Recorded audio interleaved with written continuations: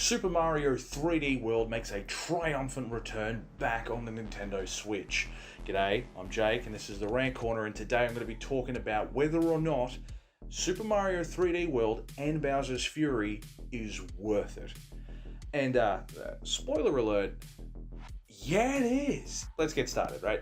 So it's really important to know that when this game came out, and I know everybody said this, I'm going to say it again, it originally came out on the Wii U. And don't worry, you didn't miss anything. When it came out there was like 3 games that people wanted to play. But one of the best things that did come from that console was this game.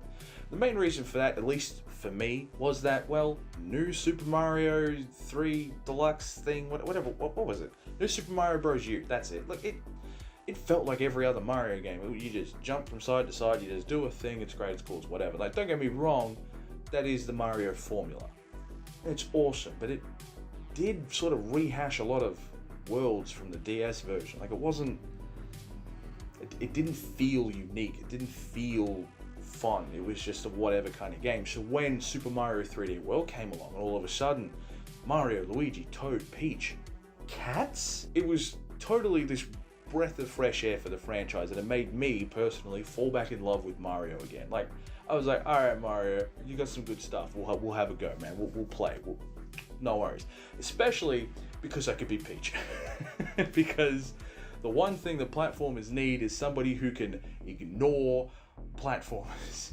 Love it. So obviously that's a bit of a throwback to the Super Mario 2 days, if I recall correctly. It's been a long time. You get to run around, you get to climb up stuff, you get to attack Goombas, you got a melee attack all of a sudden, which was like, oh yeah! The Tanukis had it as well, but like all of a sudden, you could be a cat, and it was sick.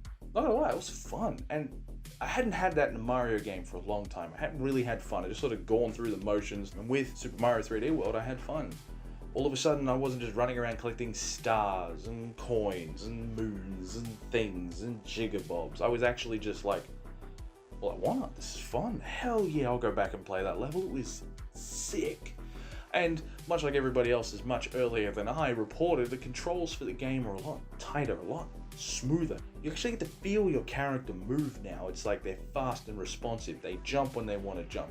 They hit what they need to hit. And the cat ability was apparently buffed to climb even higher, which I found to be amazing on certain platforms, particularly as Peach, because you control how far you go horizontally and then how far you go vertically, and you can just ignore most of the map, and it's open to you, and it becomes this incredible breath of fresh air for that type of fixed jumping platform game. And I mean, Mario made the whole thing like super popular anyway, so it's right to be able to break down the formula and really get stuck into the meat of this phenomenal game. The level design, beautiful. All right, can we talk about that? It is gorgeous. Like, just new mechanics, old mechanics, didn't matter. It's in 3D, what?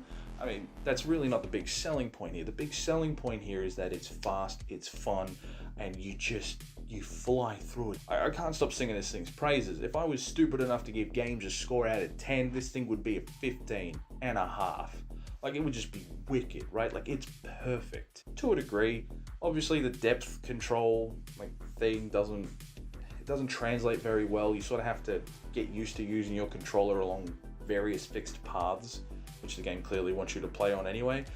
So, you know, overall, some of the depth stuff on levels could be designed a little bit better, but 90% of the time, man, like, you're flying through it, you're having fun. So maybe 15.5 was a bit much, but a 9 minimum out of 10. Like, I mean, again, numbers are arbitrary, who cares? But the point is, the game handles flawlessly, barring depth perception, and the one weird thing they decided to keep from the Wii U, that touchscreeny bit. So you can still do that on the Switch because the Switch has a touchscreen. But if you're anything like me, you didn't care.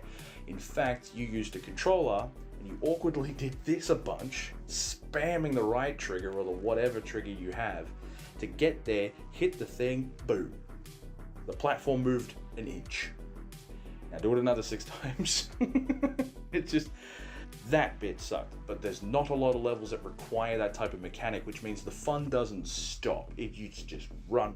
But the real strength of this game is that it actually had another game in the game. I ain't even talking about Bowser's Fury.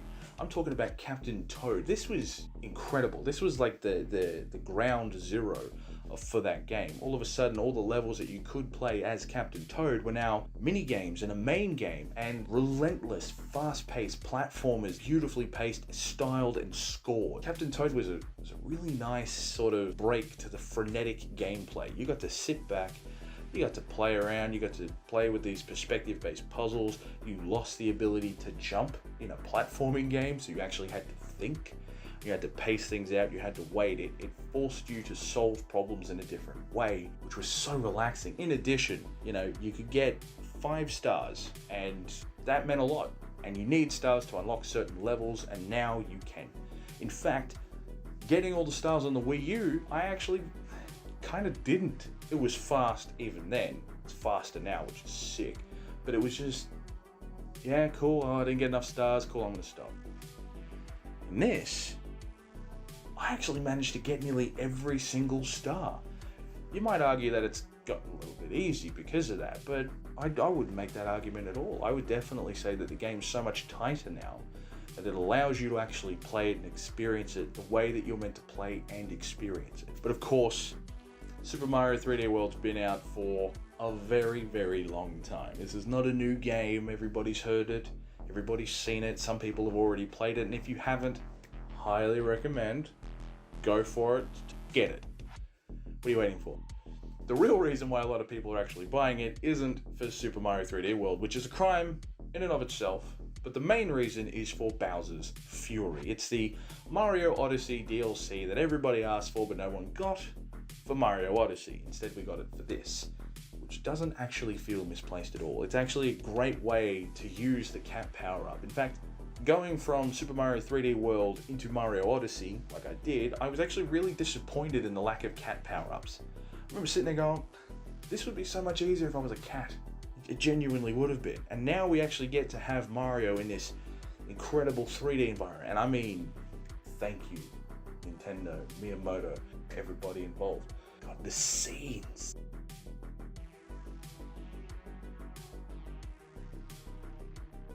And you get the Bowser silhouette. Right, like that. Oh. Never before have I ever felt such passion awaken in me for a Mario game. This was incredible. It was Odyssey. It was Odyssey with cats and no Cappy. And I can't stress how much I freaking hated Cappy. I mean, it was great for speedrunners. So Cappy didn't really excite me. Being a T-Rex and a tank, that was cool. That was mad. That's it. I didn't really care about the hat thing. I cared about the cat thing, apparently. But the really, really cool thing is that now you actually get to have this whole new world, this whole new thing that you get to explore. Plessy, the dinosaur that you get to ride in the water, super responsive, fast. And, I mean, damn, I didn't expect that thing to hold, just work so well. Like, it was smooth. Maybe I was playing too much Cyberpunk 2077 and the cars in that game handle like absolute hot garbage, so maybe I was just surprised something worked for once. You could just ignore some of the stuff on some of the base levels in the game. You could just jump using Plessy from platform to platform and just take out all the enemies. If you were skilled enough, I reckon you could have a flashback to some of the early Halo days where you get a warthog and just get it in the most ridiculous of places, but using Plessy. Oh my god, the visuals are stunning. I mean, yeah, even for the Switch. Even for the game console that can't handle anything. It made it look beautiful. And that's so good. Again, maybe it was just my disappointment at Cyberpunk 2077, but I mean, damn, this game, bro. Oh. And what's made it really fun is you get a little helper in the form of Bowser Jr. Now, I've actually been a big fan of Bowser and Bowser Jr. I love them to death. I think they're actually awesome. I would actually really like a mainline Mario game to come out where, like, Mario and Luigi get kidnapped and Bowser and Peach have to save the day. Just, a nice little subversion, right? I sort of get this with Bowser Jr., right?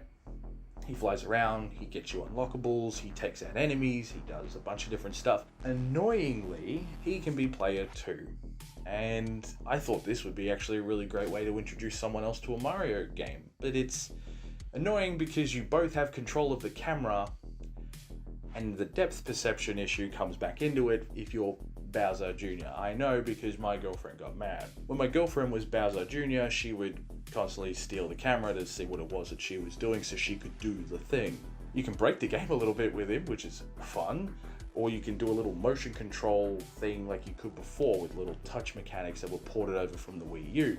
You could probably do it in handheld. I don't know. Didn't care enough to try, to be honest, because it felt like it would take away from the experience and I was having too much damn fun. And I mean, honestly, pretty much everything in this game floored me. Just the instant I saw it, right? Like, I know I spoke about the landscape, Bowser's reveal, but like, so good. Platforming mechanics really push you as a player to be able to get in and to do stuff. It challenged you every single step of the way, and I couldn't be more thankful for a game like this to be out on the market and to exist. So much to the fact where I would not go into other levels, and it's open world, and you can reset the levels, and oh my god, like, it's open world in a controlled way. There are seams, there are cutscenes which change the way things load into the game so that you don't see that they've loaded into the game, which is cool. But you can go anywhere and you can do anything, and slowly the world unlocks itself before you over and over and over again. And it's just mesmerizing each time that it does it. It's something that you have to feel and experience in the doing. Watching it on YouTube is just like, yeah, cool, it's just a video, neat. It's not really the moment where you're like, oh, I did that. That moment right there, that's what this game sells you. And it seems like a weird little add-on, but like, you can ride in a Koopa shell. You can skid along the water, you can just hit stuff. It's beautiful. Beautiful. I love it. Love it, love it, love it, love it, love it, love it. Is this worth it? Yeah. It's worth it for the new Mario experience that is Bowser's Fury. Absolutely. This guy, hold on. This man's. You want to get it because he's mad. You want to get it. Get it. Right? Sick. The Super Mario 3D World, yeah, you want to get that too. You want to get it because it is a platforming Mario game experience, a lot like the others. I won't say it's unlike, because it's a lot like the others, but it's improved in ways where you won't really feel like you're doing the same thing you have been doing the last 20, 30 years or whatever it is this week. I think it's 35. 35? These games are worth it. They are solid. And I mean, I bought this thing twice, so on the Wii U and on the Switch, man. I love it. It's great. Highly recommended. Definitely get into it. Hey there, Future Jake here from the editing room. Just gotta say, I totally forgot to mention that the best feature in Bowser's Fury is Mario's Pockets. He gets a pocket system where you get to hold, I think, up to a max of 5 power-ups that Mario gets within the game, which is awesome. You can activate to have any one of them at any one given time. They don't sort of overwrite one another, so if you want to have the fire flower but you're a cat, you don't lose the cat, which makes the overworld exploration and the entirety of the game itself so much more enjoyable to run around in and play. You actually get to keep all the things you need in the one place. It's smooth, it's efficient, it's a D-pad menu. All of the things that Mario has needed in the past for his video games, I guarantee you right now, is Pockets. That's the best feature. I mean, yeah, cool. Fury Bowser, totally scary, totally imposing. It's got the whole thing going for it, but you know what else it's got going for it? Pockets. It was also very negligent of me to not actually talk about the one thing that I actually genuinely enjoyed the most about Bowser's Fury. The most important thing here was the fact that he attacks you at random intervals during the game. You'll be running around doing a platform thing, then all of a sudden there's some heavy rain. Ooga booga, very scary. Then there's fire, and then Bowser's trying to attack you. You have to go either Super Saiyan Kitty and try and wrestle him, or you have to get a cat shine, damage him, and try to get a nice little reset. This is actually something that I've seen people be very positive and very negative about. Why? Well, negative mostly because he kind of throws off a lot of the flow of the game, right? Like, you'll be bouncing around, you'll be having a puzzle, and then, every 5 minutes he comes in, roars, and gets big, mad, and scary. Alright, 100%, totally acceptable. I can see how that would suck. But the good news is that if you are platforming and you're at this really high-risk moment, then it's pedal to the metal. All of a sudden there's suspense and tension in a Mario game which didn't need some high-level Super Mario Maker level dude to design just to torture you with a funny little troll goof. Now the game itself turns around and says, yeah mate, I'm glad you had fun. But guess what's about to happen now? That to me is beautiful. It's seconded only to the pocket system, because the pocket system is mad. Having a pocket system in a Mario game is definitely the evolution that I want to see after 35 years of gaming. It is beautiful having Bowser attack you. In fact, I'm hoping that the next Mario Odyssey or the next Mario 3D World game variant, whatever, is basically this, but more. Because I'll be honest, this thing, it's just a dirty little Mario tease. This is it for my little update. Should have been better, should have added it to the script, but apparently I can only think when I'm editing. I'm a dingus. That's all I had to say for today on this wonderful little subject. Thanks for joining me here today in the Rant Corner. If you liked what I've done here, hit like, subscribe, bells, nonsense, whatever it is. Do you, man. I'll see you in the next one. Take it easy.